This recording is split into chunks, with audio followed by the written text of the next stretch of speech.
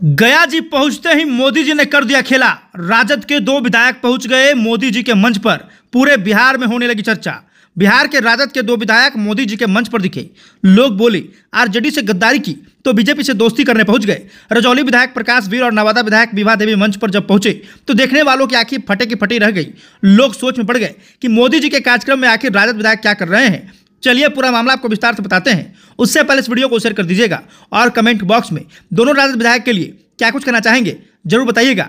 आप इस तस्वीर को देखिए। मुख्यमंत्री जी भाषण देने जा रहे हैं और इसी मंच पर राजद के 2 विधायक भी मौजूद हैं। एक नवादा से विभा देवी तो रजौली से प्रकाश वीर। ये दोनों मंच पर पहुंचे थे जहां मोदी जी आए थे।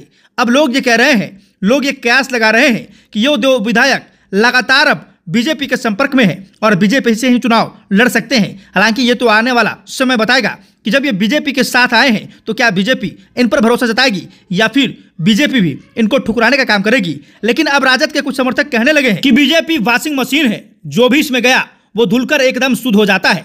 अब राजद के 2 विधायक बीजेपी के खेमे में आ चुके हैं, लेकिन अभी तक उन्होंने सदस्यता ग्रहण नहीं किया है। अब देखना यह होगा कि क्या राजद विधायक को बीजेपी अपनाती है या फिर बीजेपी भी उन्हें ठुकराने का काम करेगी। हालांकि ये तो वक्त वही बताएगा कि क्या राजद विधायकों को बीजेपी मौका देगी। विभा देवी राजवल्लभ यादव की पत्नी है। राजवल्लभ की छवि बाहुबली नेता वाली है।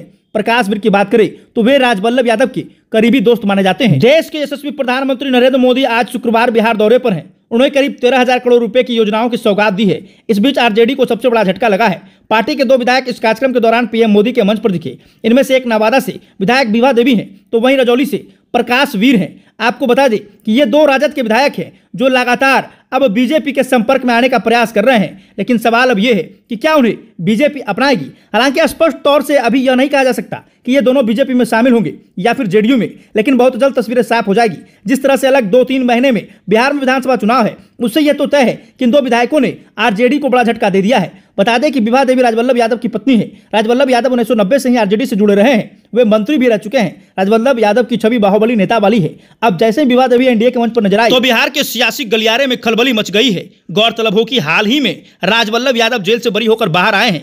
बिहार में इस साल चुनाव है तो जेल से बाहर आने के बाद ऐसा माना जा रहा है कि वह राजनीतिक गतिविधियों में एक्टिव हो गए हैं। वहीं बात अगर रजौली के प्रकाश वीर की करें तो वे राजवल्लभ यादव के करीबी दोस्त माने जाते हैं। 2015 में वो आरजेडी से विधायक बने थे। इसके बाद 2020 में भी विधायक बने। ये दोनों बार रजौली से ही चुनाव लड़े और जीते। अब एक साथ विधायकों ने आरजेडी का दामन छोड़ा है तो देखना होगा कि इसको लेकर लालू की पार्टी की ओर से क्या कुछ प्रतिक्रिया आती है। लेकिन अब सवाल बस यही है कि क्या ये कन्फर्म हो चुका है कि ये दोनों लोग जो है वो आरजेडी से नहीं बल्कि जदयू या फिर बीजेपी से चुनाव लड़ सकते हैं। वहीं इन दोनों को मंच पर देखने के बाद राजद के जितने समर्थक हैं उनमें भारी आक्रोश है। वो कह रहे हैं कि ये 2 विधायकों पर कार्रवाई होनी चाहिए। राजद इन्हें टिकट तो देती है, चुनाव ये राजद के नाम पर लड़ते हैं और जीतते भी हैं, लेकिन जब समय आता है तो ये राजद से मुंह मोड़ लेते हैं और बीजेपी या फिर जदयू का दामन थाम लेते हैं। अब देखना ये होगा कि तेजस्वी यादव जिस तरीके से रजौली के विधायक और राजवल्लभ यादव पर टिप्पणियां कर रहे थे, वो क्या अब सीधे तौर पर राजद के विधायक जो विभा देवी हैं और प्रकाश वीर हैं, वो क्या बीजेपी या फिर जदयू चुनाव लड़ेंगे। अब मंच पर दिखे हैं तो कहीं ना कहीं कुछ खेला तो नजर आएगा ही। बाकी आप इस तस्वीर को लेकर क्या कुछ कहना चाहेंगे कमेंट बॉक्स में बताइएगा। साथ ही साथ इस वीडियो को शेयर जरूर कीजिएगा।